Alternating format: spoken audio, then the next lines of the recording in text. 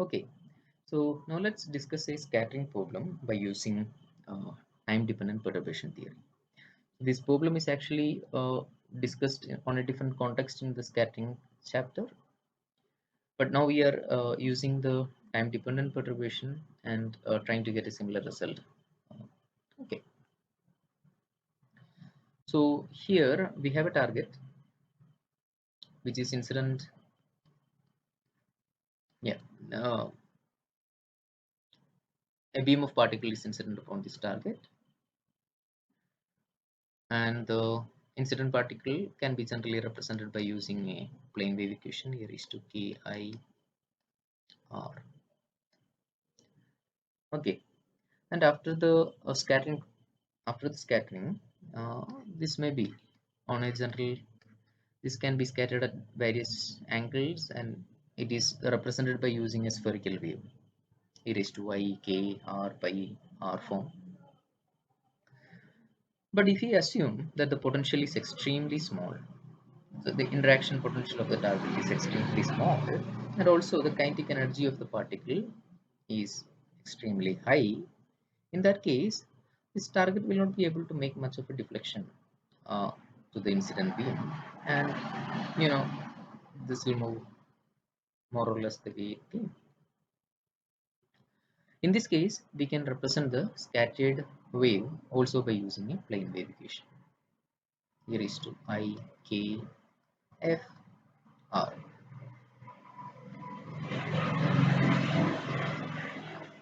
So this is a Born approximation that the interaction potential is really weak, and the kinetic energy of the particle is uh, extremely high, so that this condition will be satisfied.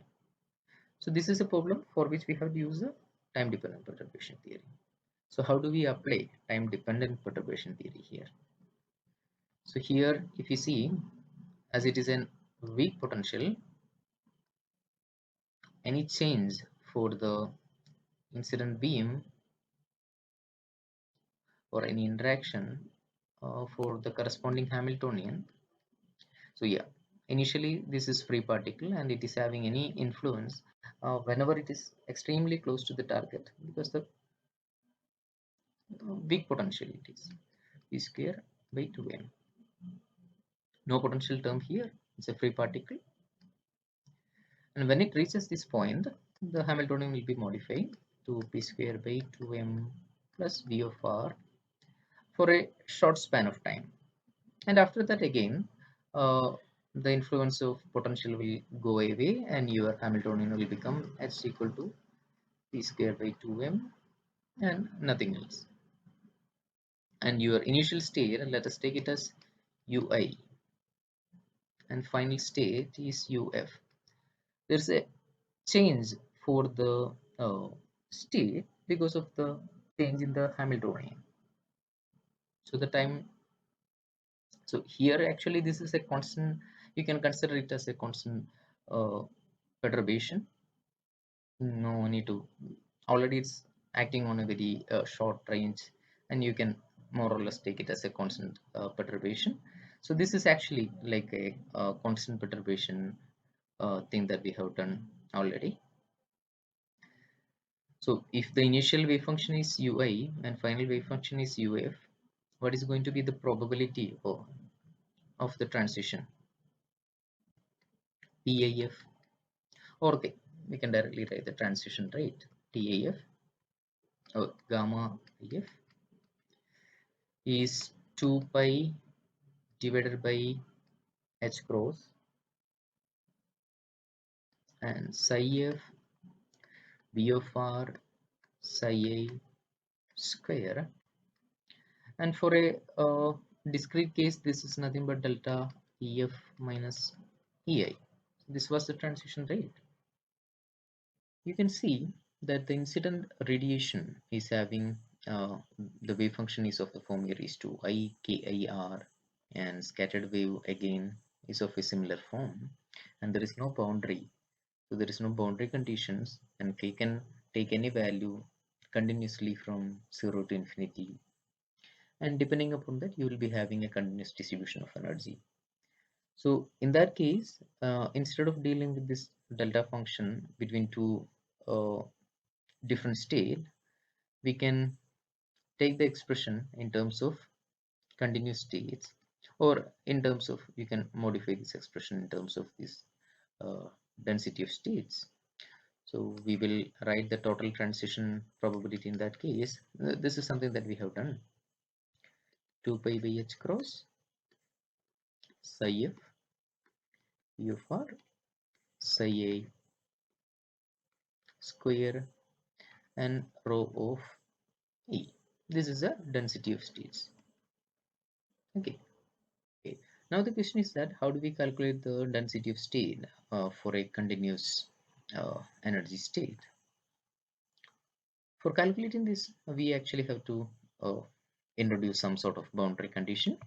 For that, we will consider that the entire scattering event is happening inside a box of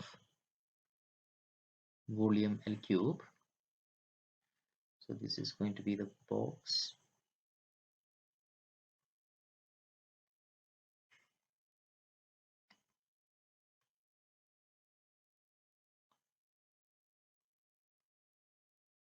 With volume, yeah, L cube. And the whole event is happening. The target is here, your incident radiation, scattering, everything is happening inside this box. Okay, so if this is a case, how do you write your wave function psi I, sorry, ui. Right now I am dealing with the time independent part, ui. So ui, well, the functional form is going to be e raised to I k I r, and if we normalize it, you will be having a normalization. Suppose you are normalizing it in one dimension, you will be having a 1 by root L sort of a term, like our 1D box potential. So if you are dealing with 3 dimension, this is going to be cube of this quantity, that is 1 by L whole raised to 3 by 2. So that is going to be your incident wave function, and your UF is going to be similar form 1 by L whole raised to 3 by 2 e raised to I k f. R is a any vector. Okay, now what we have to calculate is, and let us calculate the first quantity here, psi f v over psi a whole square, and later we have to find out the density of steel and substitute it here. Okay, psi f v over psi a, sorry, again, yeah, let it be. This is actually, you have to put ui and uf here. So this is ui, sorry, uf v of r ui is equal to integration, you have 1 by L raised to 3 by 2 times, that will become 1 by L cube, and you have integration inside that e raised to ikf r. See, psi f, you have bra of that. That means you have to take the complex conjugate of whatever is there. So that is e raised to minus ikf dot r, and you have e raised to I k I r p of r into dv over the volume. So this is just, you can modify like 1 by L cube integral e raised to I k I minus kf dot r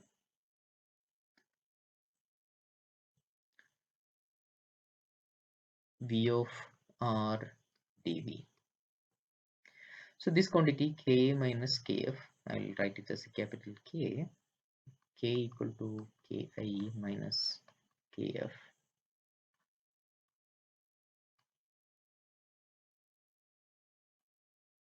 And this term will become 1 by L cube integral e raised to I K dot R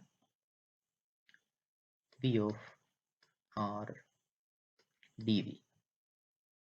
Okay, so this is our first part of the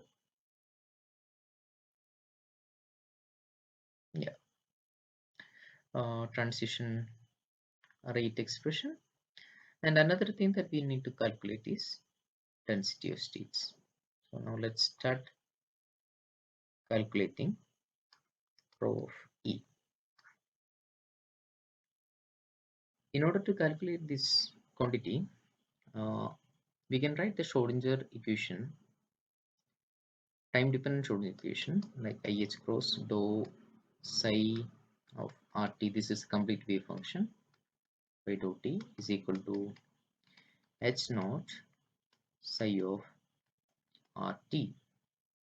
Okay, so here H naught is nothing but your kinetic energy operator, that is minus H cross square del by 2m del square psi of RT. Here, the Hamiltonian is like there is no explicit time dependence here. So we can just write psi of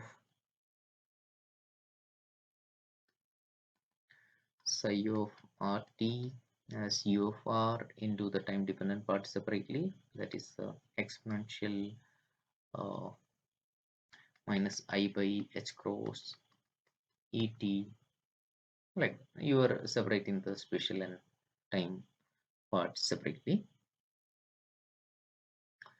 And one thing that we can understand from here is that the normalization of the wave function psi is really independent of time. That is psi star psi, if you take here, that is going to be independent of time. It's kind of obvious here. So if that is the case, psi star psi over a volume, if I'm taking, and this is not time dependent, so if I take the partial time derivative, this is going to be 0. Okay, or I can just expand it, integral dou psi star by dou t into psi plus psi star into dou psi by dou t dv equal to 0. Okay,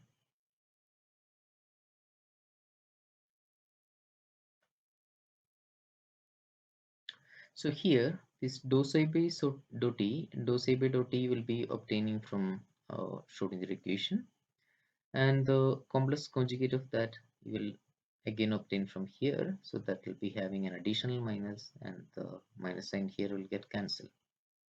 So you can substitute that from the Schrodinger equation. So if you substitute that, you will be having a term, let me substitute, okay, let me write this term first. So this is going to have a minus sign, h cross, 1 h cross will cancel, divided by 2m, and an I factor psi star dou psi by dou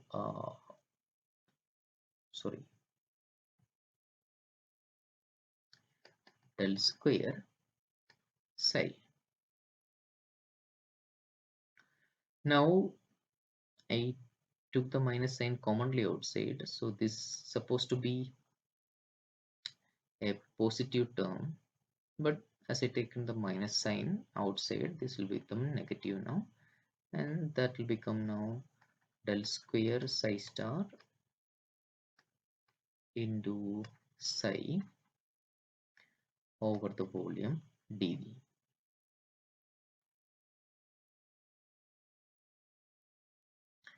Okay, so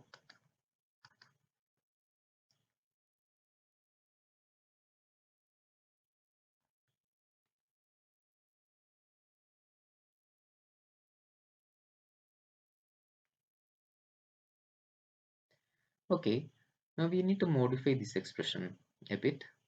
For that, I will introduce the expression h cross by 2mi psi star grade psi minus psi grade psi star. So this is the expression for current density. So this is a known expression for us, and we just have to extract the j factor j from this above expression.